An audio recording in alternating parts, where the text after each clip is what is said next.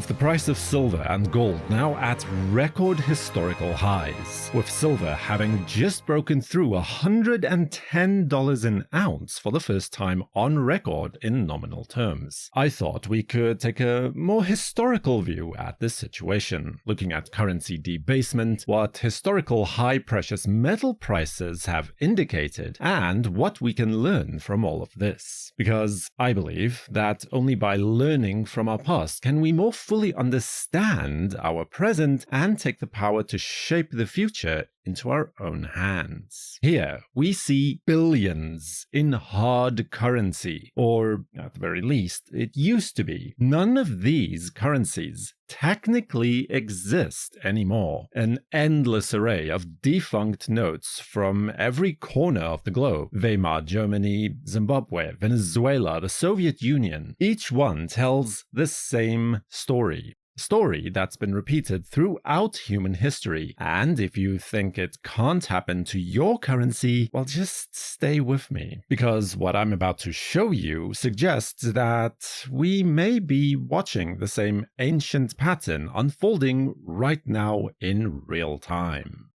Let's start at the beginning. Throughout all of human history, money has always started with something real, something tangible, something in genuinely limited supply. We are talking about gold, silver, copper, even salt at one point, which is where allegedly we get the word salary from. Cowrie shells in Africa and Asia, jade in ancient China, and let's not forget those peculiar massive stone discs called rhinestones from the Pacific Islands, some weighing over several tons. But here's the pattern that emerges everywhere. Regardless of culture, regardless of geography, currencies have always gravitated towards three metals: gold, silver, and copper. Why? Well, because they share unique properties. They're durable, they don't rot or decay, they're divisible, you can physically break them into smaller denominations, they're recognizable and difficult to counterfeit, and most importantly, they can't be created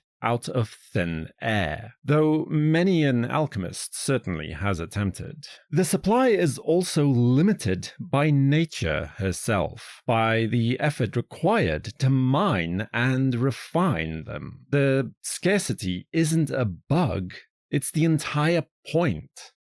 Now, I want to take you back around 2,000 years, because what happened to Roman currency is playing out again today, and the coins themselves tell the story better than any textbook ever could. This is a Roman denarius, dating from around 68 BC or there. A beautiful coin, high purity silver. This coin represents honest money, the kind you could use to buy a day's labor, a good meal, genuine real value. For centuries, the denarius was the backbone of Roman commerce. It facilitated trade across 3 different continents. It paid the legions that built the empire, and people trusted it because they could feel the weight of real silver in their hands. But then came Emperor Nero, who ruled from around the years 54 to 68. Now, Nero was quite the character. History remembers him for very many things, none of them particularly good, mind you. But what concerns us today is what he did to the currency. In the year 64, the Great Fire of Rome destroyed much of the city. We all know the story of Nero playing the violin while Rome burns. Whether this actually happened is debatable. What's not debatable, however, is that rebuilding was extraordinarily expensive. The treasury was strained, to put it mildly. The government needed money. Money it did not have. So Nero did what governments inevitably do when faced with this problem. He debased the currency. Nero reduced both the weight and silver fineness of the denarius. In modern terms, we might equate this to quantitative easing or monetary expansion. But fundamentally, it was creating money out of thin air. The same amount of silver could now make more coins. Now, You might think people wouldn't notice, but I assure you, they did, almost immediately. The soldiers of the Roman legions were particularly sharp-eyed about this. They weren't fools. When they received their pay in these new, lighter coins with less silver, they noticed the difference. And merchants noticed too. Prices started increasing because merchants wanted the same amount of actual silver for their goods, not, the same amount of increasingly worthless coins. The soldiers found their purchasing power evaporating, and here's something every ruler throughout history has learned. Unhappy soldiers are dangerous soldiers. So, by this time, the legions were in open revolt. When Nero heard the horsemen coming for him, he knew what awaited, and rather than face execution at the hands of his own troops, he took his own life. What followed was unbridled chaos. In just 18 months, Rome burned through 4 emperors. First came Galba, who tried to restore fiscal discipline.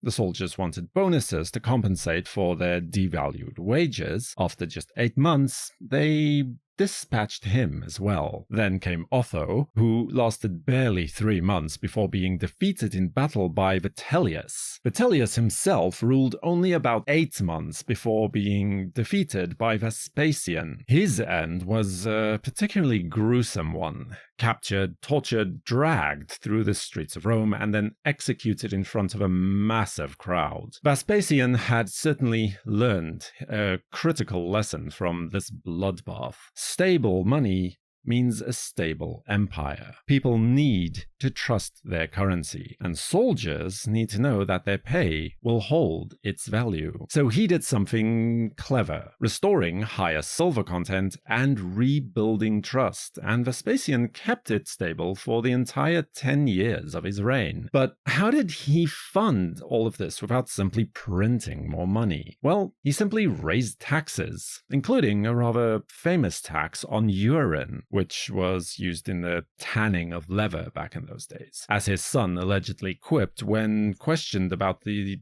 particular tax, money doesn't smell. The stability worked. The soldiers were satisfied. Vespasian died of natural causes, which was in itself a rather remarkable feat for a Roman emperor.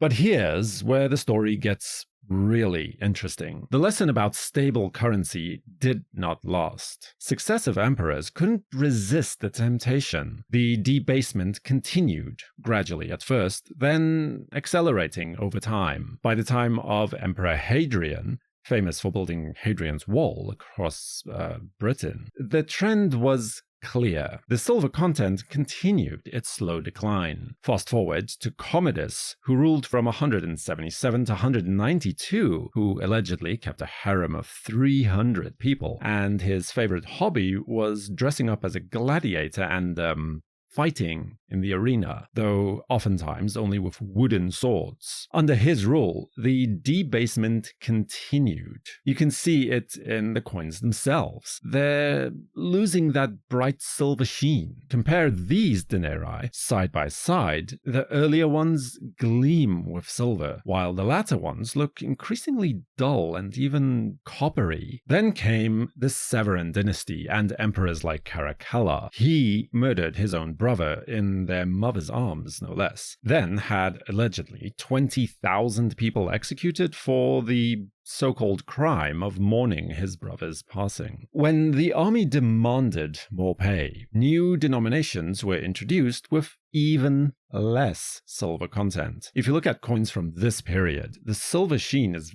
practically gone completely. You're looking at what is essentially copper with just a thin wash of silver. The pattern continues, emperor after emperor, decade after decade. Within another 50 years, the denarius, once the respected silver coin, had become little more than copper with a thin silver wash on the surface. The currency that had built an empire, that had funded the greatest military machine in the ancient world, that had facilitated trade across 3 continents, became worthless. And the Roman Empire, well, it collapsed not long afterwards. Now, It is important to note that correlation doesn't always equate to causation, but throughout history we do see the pattern. Currency collapse preceded or accompanies political collapse. The money dies, then the empire goes with it. Now, before we go any further, I need to be fair with you, because not every period of heavy government debt ends in disaster. After World War II, the United States carried debt levels even higher than today. Debt to GDP ratios peaked at over 110% in 1946, and yet there was no hyperinflation. No currency collapse. Instead, the post-war decades became some of the greatest periods of prosperity in modern history. But why? Because that debt had built something real. Factories, infrastructure, skilled workers, productive capacity. When the war ended, tanks became tractors, bombers became airlines, and millions of soldiers became workers, students, and entrepreneurs. The economy could grow faster than the debt. And just as importantly, the system was still anchored. In 1971, the dollar was convertible into gold at a $35 an ounce ratio. That convertibility acted as a type of brake. Governments couldn't just expand forever without consequences. So yes, monetary expansion certainly can work, but only under very specific conditions. And the real question is whether those conditions still exist today.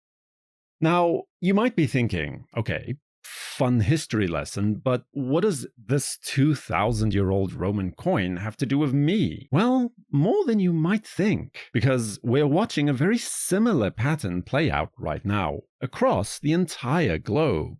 Weimar Germany in the 1920s, a nation brought to its knees by war reparations and government debt. The printing presses ran day and night. At the peak, prices were rising so fast that people were paid and spent immediately before money lost any of its value the next day. There is a famous story of a man who used a wheelbarrow to carry enough paper money in notes to the store to buy basic necessities. Upon reaching the store, he realized that the wheelbarrow was too wide to take into the store itself. He briefly left it outside the door to fetch the storekeeper. Upon returning moments later, he found that the money had been dumped onto the pavement and the wheelbarrow was stolen, as it was indeed worth far more than the cash. Now, looking at these notes, millions of marks, in fact billions of marks, completely worthless. People actually used these as wallpaper at one point. But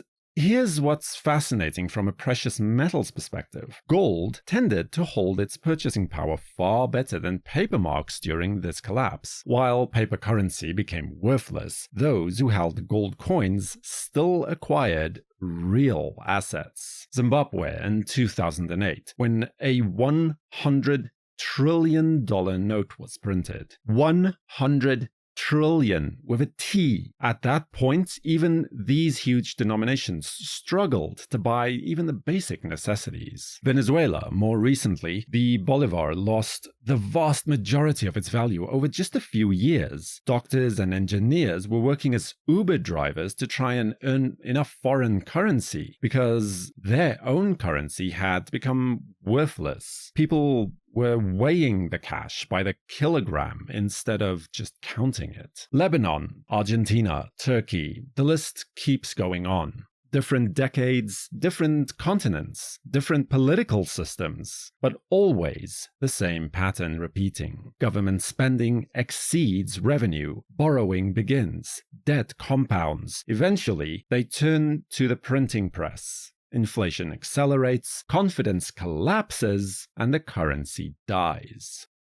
Which then brings us to today, to silver breaking through $110 for the first time in nominal history, to gold at equally all-time highs. Why now? The currencies you and I use every day are backed by nothing except the promise by governments that are more indebted than at any point in modern history. There is no government in the world that currently offers to exchange their paper notes for gold. They're all holding onto their own gold reserves for dear life, and with good reason. In the last 15 years, central banks have expanded balance sheets on a scale unprecedented in modern financial history. Why do houses cost vastly more than they did for our parents or our grandparents when they bought theirs? Not because houses have fundamentally changed, but because the measuring stick, the currency, has been systematically debased. Government debt isn't just increasing, it's increasing faster than the economic growth that's supposed to underpin it, which means that the interest burden is rising at an accelerating pace. More money must be borrowed to pay the interest on previous borrowing, then even more to pay the interest on that. The mathematics are inexorable. And then